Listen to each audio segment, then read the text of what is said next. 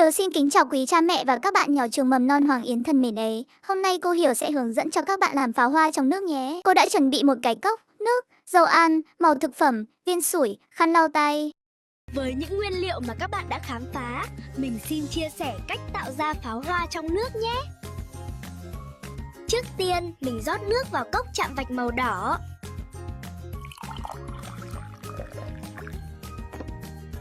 Tiếp theo, mình đổ dầu ăn vào cốc, chạm vạch màu xanh.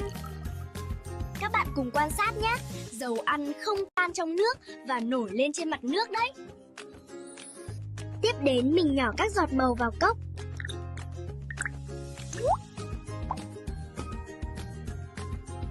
Và cuối cùng, mình thả một viên xê sủi vào nhé. Các bạn hãy quan sát hiện tượng nào, những giọt màu đang bung tỏa như pháo hoa đấy. Như vậy, mình đã thực hiện thành công thí nghiệm rồi. Làm xong, các bạn nhớ lau sạch tay nhé. Chúc các bạn thành công. Tạm biệt các bạn.